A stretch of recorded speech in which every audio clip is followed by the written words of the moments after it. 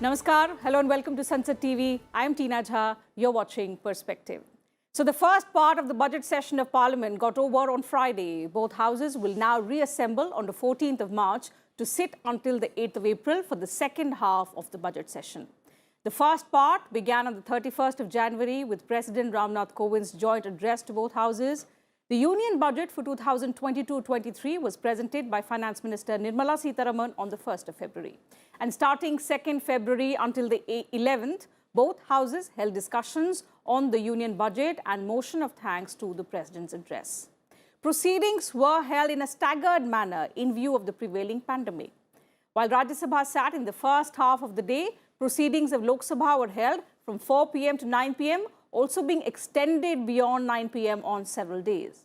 Due to time restraint, no legislative business was taken up in the first part of the session. But in the ensuing second part of the session, which is from 14th March to the 8th of April, about 20 items are likely to be taken up.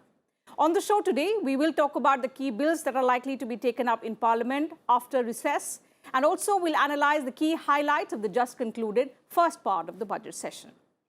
To put things into perspective for us, I'm joined on the show today by three distinguished members of Parliament. So let me first introduce them to you. I have with me in the studio Mr. Shyam Singh Yadav, Member of Parliament, Lok Sabha. He represents the BSP.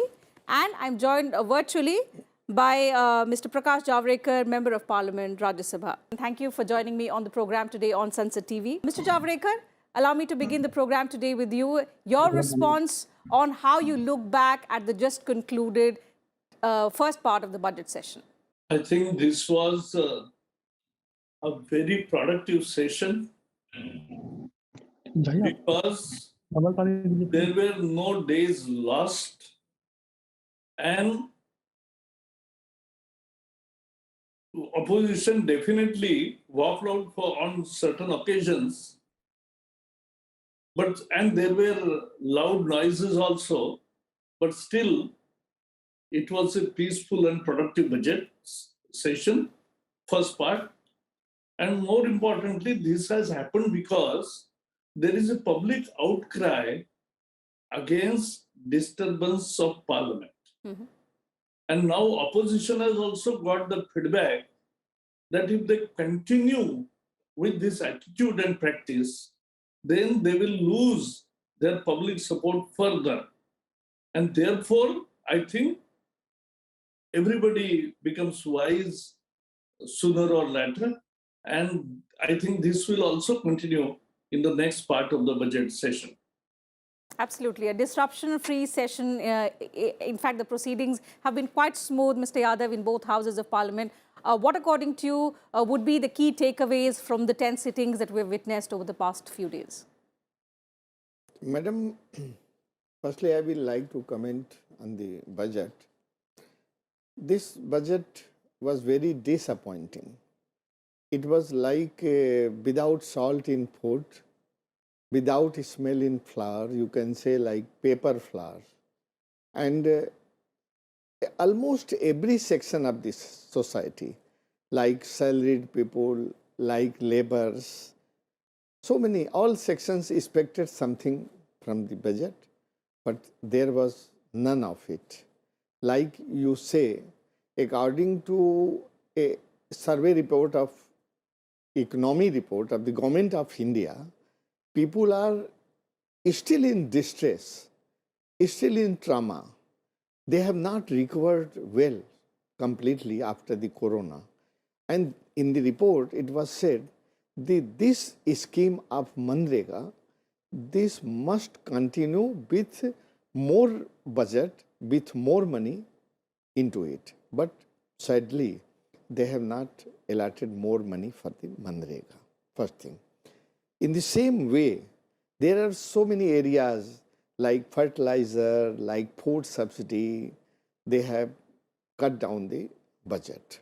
So people became very disappointed, and this budget is not worth anything. Anti-poor, anti-labor, and anti-common man. Okay, so these were your views on the budget. But if we look at the session, the good thing about this session, particularly the first part of the budget session, Mr. Yadav, has been that the democratic spirit of which we talk about and which had gone missing from Parliament. The last few sessions we've seen, there have been disruptions, there have been walkouts, no productivity, I mean, quite low productivity in both houses. But this time, at least, thankfully, both houses have clocked nearly 100% productivity, very, very productive discussions. And the good thing has been the government has put forth its point and the opposition have put forth their views. And let me, in fact, get in a view from Mr. Sujit Kumar on this.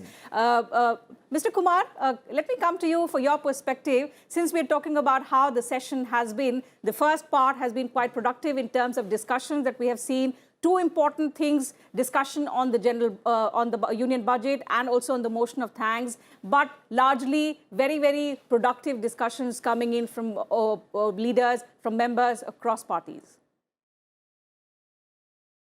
Indeed, it has been a very, very productive session. And as you have rightly said, it has been a wonderful display of democratic spirit. This is the beauty of Indian democracy. This is the beauty of Indian Parliament. Because as members of Parliament, the people of our state, people of our constituencies have huge expectations on us that when we go to Delhi, when we go to the Parliament, we'll raise issues pertaining to our state, pertaining to our constituency, and also to the nation, and try to get them addressed and try to highlight them in the House. But when the Parliament gets disrupted, the people feel cheated, and rightly so. So I must thank both the Treasury bench and also the opposition parties for engaging in a wonderful, discussion, deliberation at this time. And I really hope that henceforth, going forward, we'll see such a display of democratic spirit, both by the opposition parties and the Treasury bench. I must, take this opportunity to mention here that my party, Biju Janata Dal, has never gone into the well of the House, has never believed in ruckus, has never believed in disrupting. We appreciate good elements of the policies whenever appreciation is due, but we are also unsparing in our criticism of the government when we feel they are not in the interest of the people or in the interest of the nation. So I think my party has always believed in healthy criticism, has always believed in deliberation. Absolutely. And this is what this democratic spirit has been on display in the first part of the session, even though there has been opposition, even though there have been contrary views to the budget, also to the schemes of the government that were mentioned in the President's address. But they've all been in a dignified manner. Members have spoken about, even registered their opposition to several things, but keeping the parliamentary spirit in mind. Mr. Javadekar, and this is the hope that was expressed by Chairman M. Venkaiah Naidu as well, that this session has been, after long, very, very, heartening to see that both sides have actually kept the parliamentary spirit in mind and upheld the credibility of the House, being the House of Elders. Do you see this continuing also in the second part of the session? Because that is where the legislative agenda will come into being, where lots of important bills will be tabled and whether consensus will be required in order to have a healthy discussion. What Budget's presidential address tells us is that what the government has done and what is the vision of the government. And budget tells us the roadmap and the 1 year exact planning to achieve that. And therefore, more than 70, 80 members have spoken on both this subject. And Prime Minister replied in the House very forcefully for more than 70 minutes and more than 100 minutes. And Madam Nirmala Sitharaman also today gave effective replies. Let me correct my friend Sujit that food subsidy has not gone down.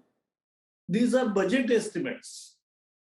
Budget estimates are just estimates.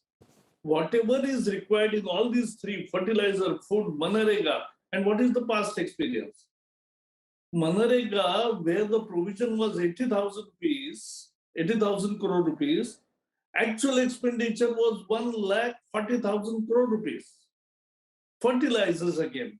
The actual subsidies were more than the budget estimate last year and year after year.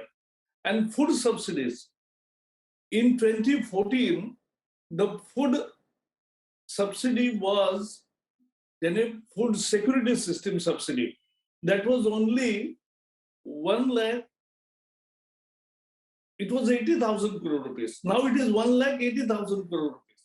And for last 19 months, we have supplied free ration to 80 crore people. That has expenditure of that is 2,40,000 crore. So it's a huge, because that is what budget is. Budgets are estimates, but the other area, actually when it grows the requirement, we do it, and we do it faithfully.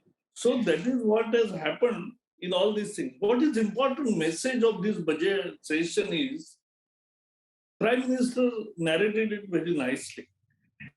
The vision of India is faster growth. We are the fastest moving economy in the large economies.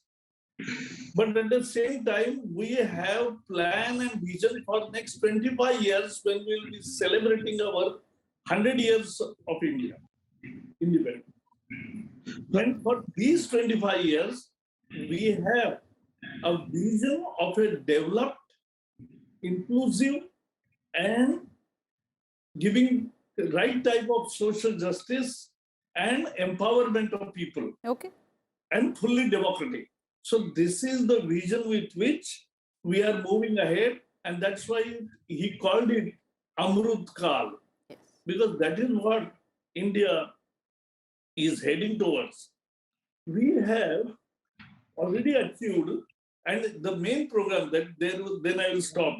The main program of the budget highlight is that it is 7 growth engines have been applied. And that is called additional, means 7 lakh crore infrastructure development plan in 1 year is a huge funds provided ever for infrastructure development. Okay. Be it road, rail, port, airport, waterways, freight corridor, logistics, and everything, because that's where foreign investments come. That's where, based on that only, our exports become competitive. Yes. That's how we save our costs, and we are benefited in all directions. Let me get in a quick response from Mr. Yadav. The government and in fact the finance minister has also, replied in both houses of parliament saying and explaining well how it's a very, very forward-looking budget, and the schemes that Mr. Javadekar is also pointing out all indicate that this budget does not only talk about continuity in growth in this particular financial year, but also beyond, laying a roadmap for the next 25 years, the Amrit Kal. Let me briefly say a few lines about the disruption.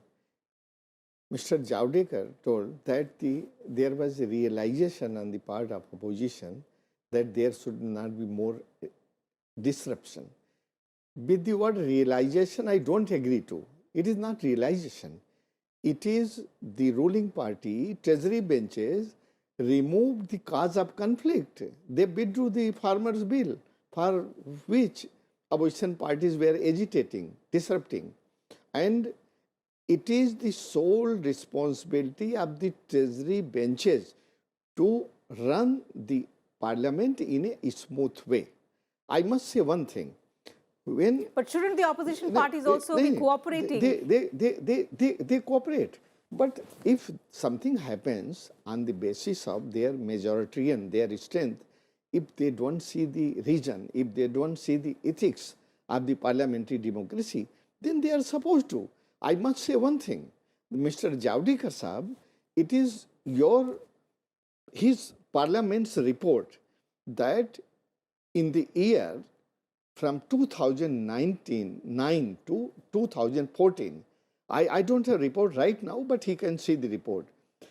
When they were in opposition benches, they disrupted 66% of the parliament time, 66%, not 1 to 10, 20%, 66%. Okay. Let's not get into who disrupted when. But I think the larger point is. Let me speak about the budget, which is the main thing. Yes. For larger public good, disruptions. Let me speak about them. There is no mention of those. 80 lakhs houses will be made in this year.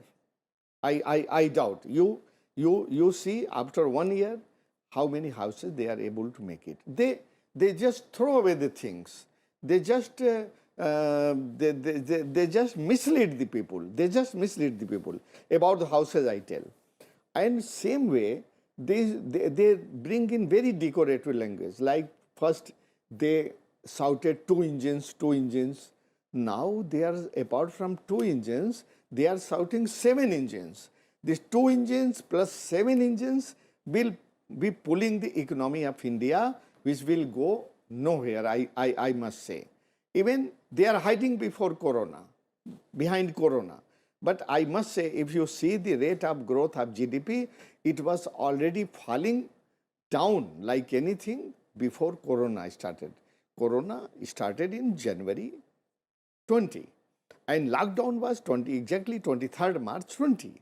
But before that speech, I have spoken in my speech also with the record that already GDP was falling like anything. So this budget is taking us nowhere. But the pandemic has disrupted globally, every country is struggling. Yes, there is no mention of employment. Every year our dear Prime Minister announced 2 crore jobs. Not he didn't create. He was rather not able to create any jobs.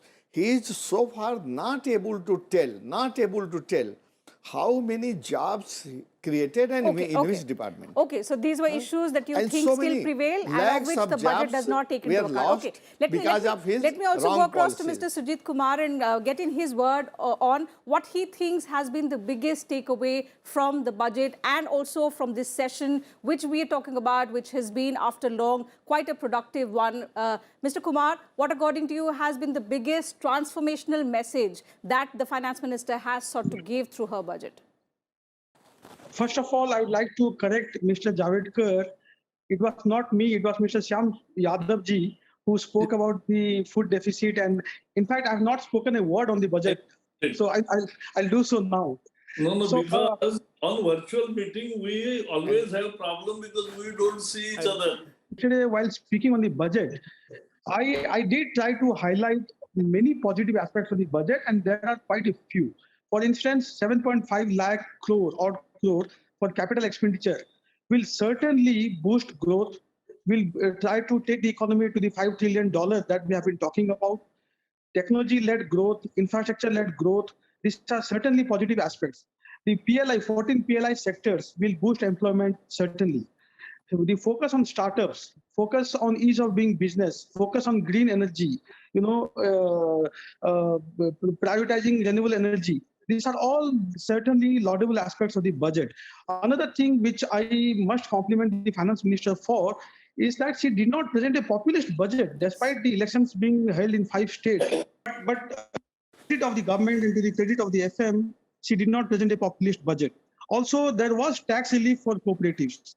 So, there are quite a few positive elements of the budget. But, I must also, it's my duty to also flag certain concerns which my Honorable Chief Minister Naveen Patnaik has also flagged. For instance, the reduction in Narega budget by about 25%, particularly in a pandemic year, I think is worrisome because MNRGS is a demand-driven scheme, and I can understand if the demand is not there for this Narega work, then one could have understood the reduction in the allocation. But today, fortunately, the Finance Minister has clarified that in case there is further need for allocation, then she will come up with a supplementary demand for grant. That's one. Second is, I think, the fiscal federalism that we are talking about. India is a union of states, and of late we are seeing that the cess and surcharge has been increasing to the extent of 20% of the total collection. From 7% in 2001, it has increased up to 20% now. And as you all know, cess and surcharge is not part of the divisible pool, which means it's not to be shared with the states. So the states are at a loss in terms of getting allocation from the center, because the Finance Commission has also recommended that 41% of the collection has to be shared with the states. Yes. Now, because of the increase in cess and surcharge, this has fallen down to 30%. So this is certainly something which is worrisome. And The next worrisome aspect is food price inflation. Not a word was mentioned about food price and inflation in the budget. There was flagging of this critical element facing our country today by almost every speaker, and everyone thought that the budget would try to address food price inflation, which has the highest burden on the middle class and the poor class. But unfortunately, not much was spoken, or not a single word was spoken about food price inflation in the budget. Okay. Also, finally, I'll just conclude, Tinaji. I have been very passionate about research and development. Being a technocrat myself, having spent a large number of years in the US and other developed countries, I see the importance of research and development. And yesterday I gave figures. You will be shocked to know that India spends only 0.7% of its GDP on R&D, whereas Israel spends 4.9, China 3.6, US 3.6, South Korea 4.6. So these are countries which are spending multiple times of their GDP on multiple times of India's percentage on R&D. How do we achieve the goals of Atmanirbhar Bharat? How do we become a self-reliant nation unless we spend greater amount on R&D? Absolutely. And finally, in 2017-18, the Parliamentary Committee on Defense had recommended spending 3% of India's GDP on defense. We have not reached that number. Even now, we are spending only 2% of India's GDP on defense. We all know we are facing two hostile nations, China and Pakistan, on the two borders. Mm-hmm. So we need to really ramp up our defense spending. So I think these are some of the elements of the budget which are concerning, in my view and in the view of my party. And as I've highlighted, there are many positive aspects as well. Absolutely. A lot of positive aspects, but as it said, the finance minister cannot accommodate everything in her budget. She's tried to make it as stable as possible to maintain continuity of growth. But of course, some concern areas remain, and very rightly pointed out by Mr. Yadav and Mr. Kumar. Mr. Javadekar, coming back to you on now the expectations, of course, on the ensuing second part of the session. And if you could also help our viewers understand the significance also of this recess period between the first and the second parts. What important procedures take place during this recess period? And going forth, when we head into the second part of the session, what are the important things that are listed? Yeah, actually, the recess is for standing committees to work in details of every ministry. They go through each and every item of budget estimates, and then they give their recommendations, and many of the recommendations are accepted. And so that's a very healthy democratic process that we'll go through. So month will not be vacation, but it will be work in progress. Yes. But not in the house, but in the committee rooms. More importantly, what Prime Minister brought on the table, as let me tell you, Sujit, inflation was discussed by Prime Minister, inflation was discussed by Finance Minister, and the short story of that is inflation this time the whole world is experiencing. What India experienced from 2009 to 2014 was double-digit inflation, and now we have restricted our inflation for up to 5% in last 7 years. So that's the first point. Second is, Prime Minister also said that now we are already into cooperative federalism, but it must be now cooperative, competitive federalism. And he gave 3 examples. GST, the act was drawn word by GST Council. The rules were framed by GST Council. The rates were decided and changed on many occasions by GST Council unanimously. So this is the best example of cooperative federalism. He also said that democracy is very important. And in democracy, the family parties is the real hindrance for the progress and fulfilling the people's aspiration. He also said that andha virod loktantra ka apman hai. Opposition can oppose. They can give suggestions. They can criticize the government.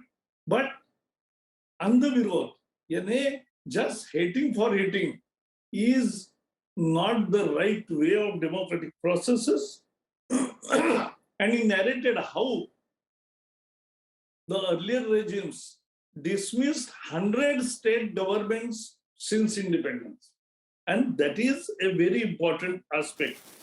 He also reminded the country how Goa was not freed in 47 or like Hyderabad in 48. It was freed in 61. So this is what has happened actually. Absolutely. And So lots therefore, of important points made in that fiery speech by the Prime Minister while he was replying in Yes. the House. But I think the key takeaway is, and especially when we talk in the context of the functioning of both houses of parliament, is that no matter how strong the opposition concerns are, there is nothing that cannot be debated and discussed amicably Yes. on the floor of the House. And I think that spirit should continue even in future. That we have witnessed in the first part, or the 10 sittings that we have seen in the last few days. But that spirit should also be visible in the ensuing second part of the session. And all of us hope that this second part of the session will also be as smooth as the first one. Thank you to both my guests for joining us virtually on the program. And also thank you, Mr. Yadav, for joining us in the studio today, sharing your perspective with us and our viewers. So with that, I'll have to wrap up the Perspective edition today. And thank you to all our viewers as well for their time.